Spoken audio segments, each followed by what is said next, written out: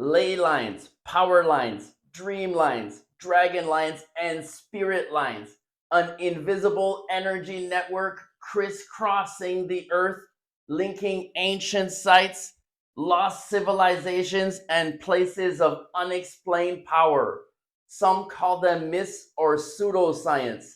Others see them as the key to unlocking Earth's hidden forces.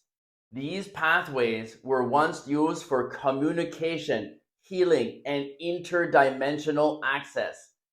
If ley lines are nothing more than folklore, why do governments and the military continue to use them?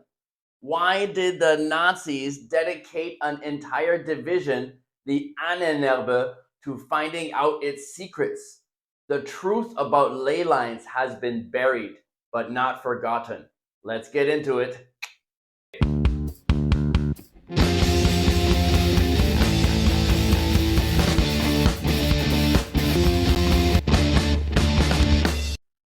Ley lines are not random. They are part of an ancient planetary grid system that remains fixed, completely unaffected by plate tectonics. This grid system links key sites around the world, such as Stonehenge, the Great Pyramid of Giza, Easter Island, Mount Fuji, Mount Kilimanjaro, Uluru, Nan Madal, the Bermuda and Dragon Triangle, Notre Dame Cathedral, the Parthenon, the Oracle of Greece, Machu Picchu, the Nazca Lines, Angkor Wat, Antarctica, the North Atlantic Ridge, Atlantis, as well as many inner earth entrances, such as Mount Kailash in Tibet, Mount Shasta and Chaco Canyon in the USA, Glastonbury in the United Kingdom, and many, many, many more. Even mainstream historians cannot explain why these megalithic structures, built thousands of years apart across different civilizations and continents, all align perfectly with these energy channels. Ancient cultures didn't just stumble upon these locations, they knew. It's similar to the 33rd parallel north, long associated with esoteric theories, numerology, and Freemasonry. Where ley lines and the 33rd parallel meet, you can bet on ancient megalithic structures being there. They were aware of the energy grid. The ancients didn't just build on ley lines, they used them. Across civilizations, these energy pathways were harnessed for specific purposes, each culture using them in their own way. Australian songlines. The Aboriginal people traveled vast distances using these lines, passing down knowledge through song and ceremony, treating them as gateways between the physical and spiritual worlds. It's similar to the modern age where people use something like a dowsing rod to find ley lines. It's very possible that the Aboriginals could have done something similar. Dragon lines, an advanced geomantic system used to shape architecture and cities. This knowledge survives to this day in feng shui.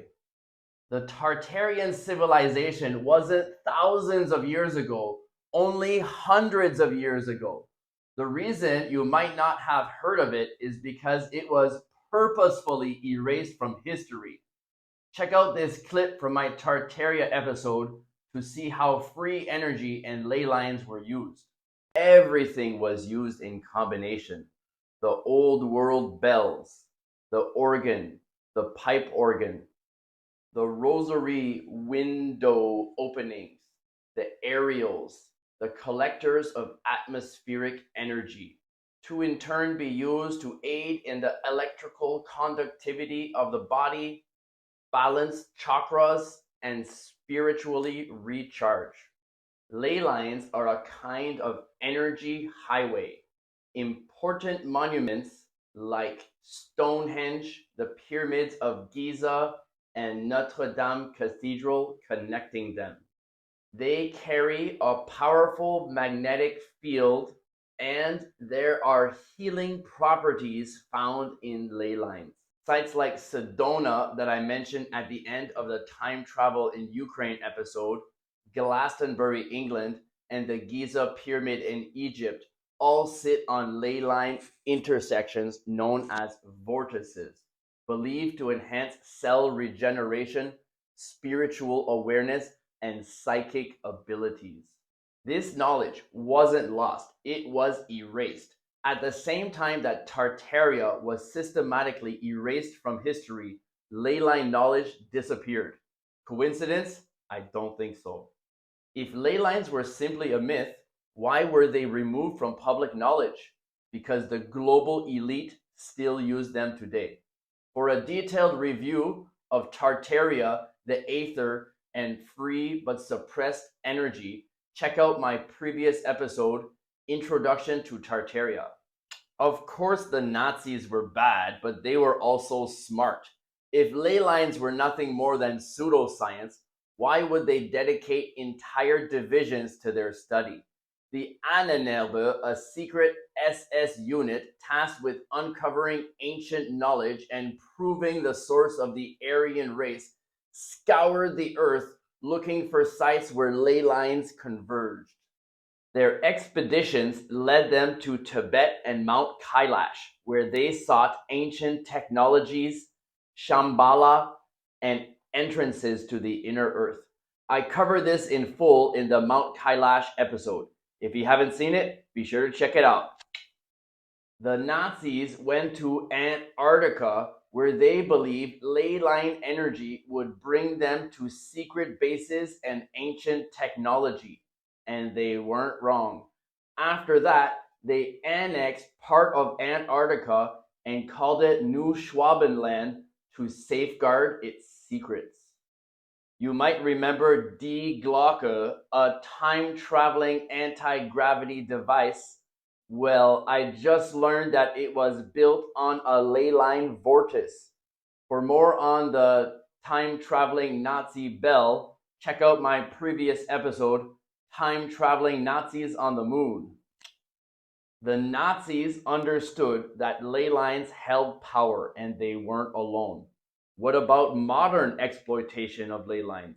Well, the Vatican, intelligence agencies, financial centers, and the military continue to use ley lines today.